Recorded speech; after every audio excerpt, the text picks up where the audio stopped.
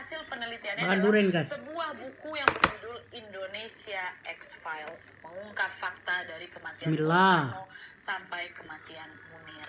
Nah, dengan sederet kasus yang memang pernah ditangani oleh Dr. Munim ini, nggak mengherankan lah ya kan kalau akhirnya kasus Setiabudi 13 ini pun juga diserahkan kepada beliau. Karena Setiabudi 13 ini betul-betul mengguncang Indonesia kali pada masa itu, Wak. Nggak tanggung-tanggung loh, Wak, untuk penanganannya ini aja langsung diserahkan ke tangan ahli. Nah, sekarang kita balik lagi Wak ya ke pemeriksaan jasad dalam kardus tadi. Sekarang kita bahas tentang pemeriksaannya Wak ya. Nah, sesampainya kedua kardus itu di RSCM Wak, dengan segera Dr. Munim pun langsung memeriksanya. Pas beliau ngecek isi dua kardus tadi Wak, seketika beliau juga tercengang. Beliau dibuat terheran-heran dengan kasus Setiabudi 13 ini Wak. Kok bisa ada orang yang dengan tega melakukan pemotongan tubuh manusia sampai sesadis ini gitu loh. Tubuh korbannya nggak cuma dipotong-potong aja Wak, si pelaku ini bahkan sampai niat gali ngiris daging korban hingga terpisah dari tulangnya. Dalam tubuh manusia, daging kita ini kan melekat ke tulang kan Wak. Nah, dalam kasus Setiabudi 13 ini, daging korban itu diiris dengan sangat rapi sampai-sampai tulangnya itu pun nampaknya bersih macam ini. Nah, digituin. Dan yang lebih parahnya lagi Wak, bisa kalian tebak potongan daging itu jumlahnya ada berapa? Nih ya, aduh, si pelaku ini memotong dagingnya nih hingga menjadi 180 bagian Wak.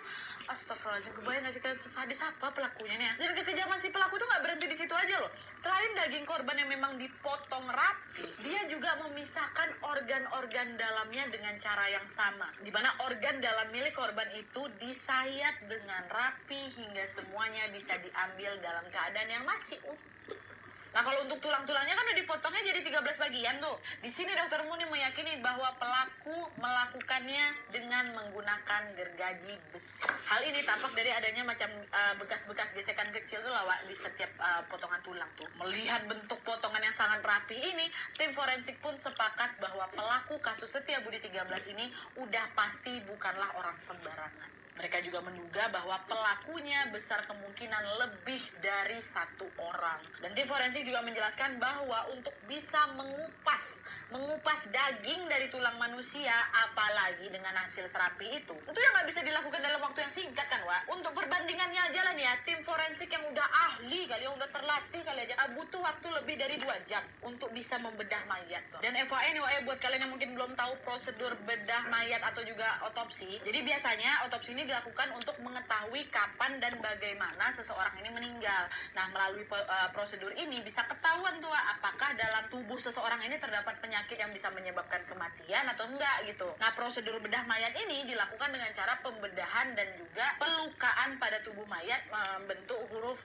Y dan U gitu ya. Dimulai dari sisi bahu dulu sampai ke tulang pinggul. Untuk detailnya lagi kalian browsing aja lah Wak. Nah, sekarang kebayangkan kalian kalau sampai di tahap bedah mayat aja seorang ahli itu membutuhkan waktu 2 jam lebih, atau berapa waktu yang dibutuhkan buat motong-motong tulang sama daging macam di kasus Setiabudi 13 ini ya kan? Itu ya lama kali Wak. Tapi anehnya nih ya, dari hasil pemeriksaan, tim forensik menduga bahwa pelaku ini dapat melakukan semua tindakan jahatnya ini hanya dalam waktu 3-4 jam aja.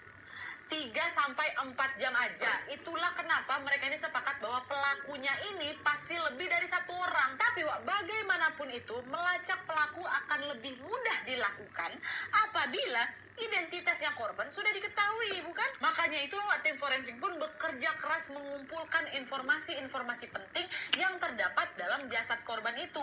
Untuk apa? Untuk membantu kepolisian mengungkap identitasnya. Ini siapa yang mati belum tahu lagi mereka Wak. Nah, untuk mengetahui identitas korban tersebut, Dr. Munim pun langsung itu macam menyusun kembali lah semua potongan-potongan anggota tubuh korban itu, karena tulang, daging dan juga organ dalamnya itu kan dipotong rapi kali kan. Mudah tuh bagi Dokter Munim untuk bisa menyusunnya kembali hingga menyerupai jasad yang utuh. Jadi kepala taruh sini, tangannya di sini disusun kayak gitu Nah, pas jasadnya udah mulai macam terbentuk nih ya, Dokter Munim pun lagi-lagi dibikin heran Pak. karena dia menemukan ada banyak sekali anggota tubuh yang bisa dibilang cukup krusial kali lah dalam penyelidikan kasus, justru tidak dirusak oleh si pelaku. Seperti yang kita ketahui sama-sama, di seluruh kasus kriminal, identitas korban atau pelaku ini kan biasanya akan ditelusuri menggunakan sketsa wajah dan juga sidik jari. Biasanya juga kan kasus pemotongan tubuh semacam ini dilakukan oleh pelaku untuk mengaburkan identitas korbannya, ya kan? Tapi anehnya nih ya, dalam kasus Setiabudi 13, pelaku ini justru membiarkan wajahnya, telapak tangannya, telapak kaki korbannya dalam keadaan utuh. Kalau memang si pelaku ini mau kabur biar nggak bisa kelacak ataupun ketahuan, kenapa nggak langsung tubuh yang memang krusial ini dihancurkan gitu kan? Kenapa malah dibiarin? Semua tulang belulang yang tinggal tersisa, tapi bagian-bagian krusial dibiarkan aja kayak gitu. Nah, karena nggak mau terlalu larut dengan rasa herannya, Dokter Munim pun bergegas membuat laporan tentang jasad yang baru saja ditelitinya ini, Wak. Beliau mencatat tuh bahwa korban berjenis kelamin laki-laki, usianya sekitar 18 sampai 21 tahun, tingginya 165 cm, tubuhnya agak gempal dan gelap, dan tegap, masih muda, Wak, 18 sampai 21 tahun tuh. Dan selain itu, Wak, di beberapa bagian tubuhnya juga terdapat tai lalat yang menonjol. Dan menurut perkiraan Dokter Munim, korban ini dihilangkan nyawanya pada tanggal 21 November 1981 atau 2 hari sebelum jasadnya ini ditemukan di dalam kardus. Dan di sini Dokter Munim juga menduga bahwa korban ini mengidap penyakit fimosis. Dan FYI, fimosis itu macam kelainan pada organ kelamin laki-laki, Wak, yang belum disunat. Dan selain itu juga, Wak, setelah semua potongan tubuhnya itu disusun kembali, dokter menemukan ternyata ada beberapa bagian yang hilang,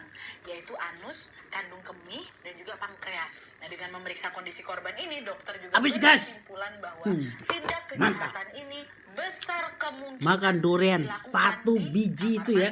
Kenapa? Karena hal ini tampak dari bijinya kecil, guys, ya. Yang terlihat bersih kan. Ininya banyak. Nah, berdasarkan pengalaman Mantap. Dokter Munim nih, Wak, ya, untuk memperoleh hasil sebersih itu biasanya pembedahan ini akan